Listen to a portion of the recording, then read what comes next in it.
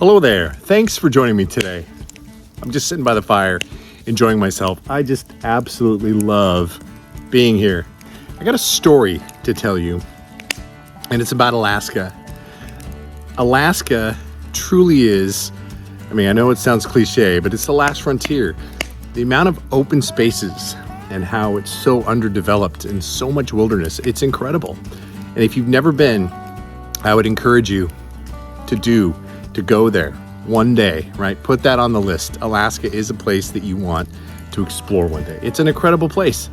And so what I want to talk to you today is about that incredible experience, both in the scenery and landscape, just unbelievable, to a DIY fishing trip I took there a couple years ago and just discovered this amazing creek, absolute amazing creek. And you don't always have to get, one of those super expensive guides to take you fishing, unless you want to. But I like to do kind of the DIY stuff and discover things on my own. And I just drove around looking for, as they say, right, blue lines. I was looking for blue lines, and holy smokes, I found just an incredible creek that I want to share with you. But really, the best way, I put a video together a couple years ago, just kind of capturing what I saw when I was in Alaska. And I'm gonna roll that so you guys can see for yourself and just experience the outdoors of Alaska.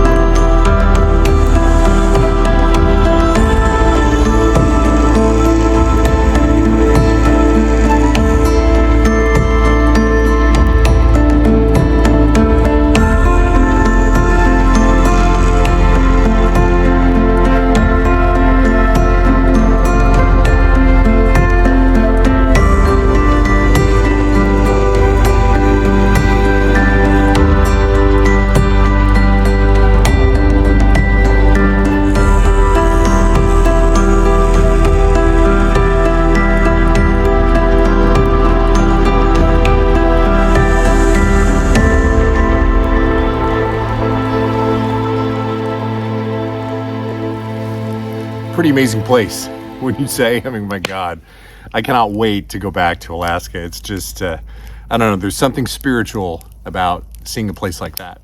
So on one of the trips, I did a little scouting, right? So I literally got into my rental car and drove down the highway. And every single little bridge that I crossed over, that either of a river or a small creek, I checked it out.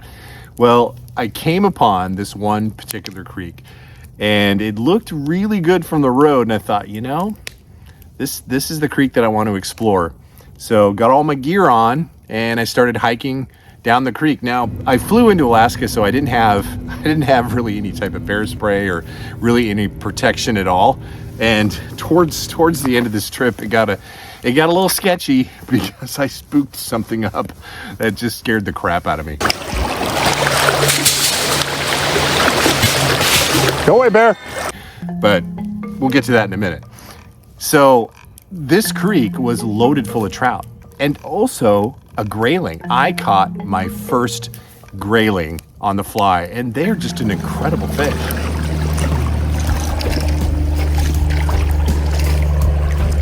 Holy crap, it's a grayling. Oh, this is my first grayling. That is so cool. Beautiful fish. How cool is that? So I continue to hike down this creek, and I'm literally walking, just kind of zigzagging down, and the brush on either side of me. I mean, I just had to not think about the fact that I couldn't see any more than, a couple feet into the brush. I'm just gonna think, make some noise, do some fishing, and hopefully anything that might want to eat me or stomp on me will leave me alone. But I was catching some pretty nice fish, kind of what I would expect, 13, 14 inches. And then I hooked into this just gorgeous, wild Alaskan rainbow trout on this tiny little stream. It was incredible.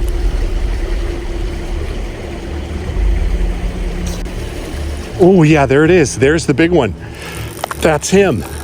Oh shit. I saw him follow up the other one.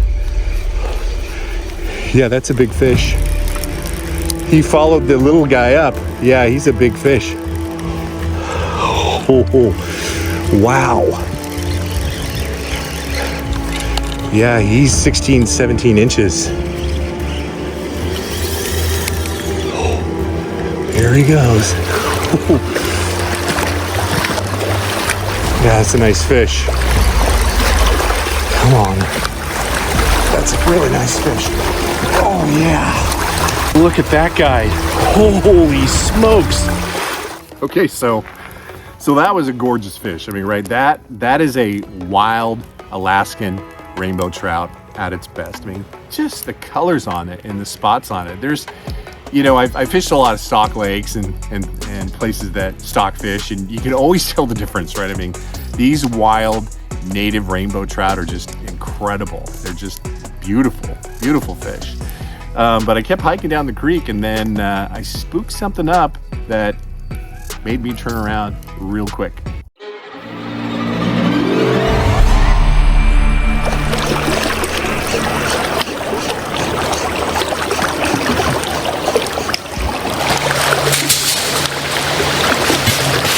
Go away, bear. That was loud. Oh, get going. Yeah, my heart's pounding. That, in a nutshell, is one of the best experiences I've ever had doing the DIY thing in Alaska. I mean, I've hired guides before, and I've caught tons of halibut, and I've caught salmon, but there's just something rewarding about going to a place like Alaska and just trying to figure it out yourself and then finding success. But I have to tell you, you do need a thermocell, and if you don't know what that is, I hate putting DEET on me. When I got out of the rig, I mean, I was being descended upon by a gazillion mosquitoes. Thank God for this, the thermocell. When I got out of the car, I was just getting attacked by mosquitoes. Now that this thing is on, they're leaving me alone. And that's a good thing. All right, let's go fishing. And I was able to fish that entire stretch without any problem at all. So if you've never heard of those things, you can find them on Amazon, but they're probably one of the most effective, well, they are the most effective mosquito repellent that I've ever used, and you don't need any of that nasty chemical. All right, well, thank you for joining me. And hey, if you're just starting out with fly fishing, I put together a video right here that kind of talks about, is it right here? I always forget. Yeah, I think it is. I think it is right here. That talks about all the gear you're gonna need if you're just starting out. So check this video out. I think you might find it helpful if you're new to fly fishing. All right, everybody. Till the next time, fish on.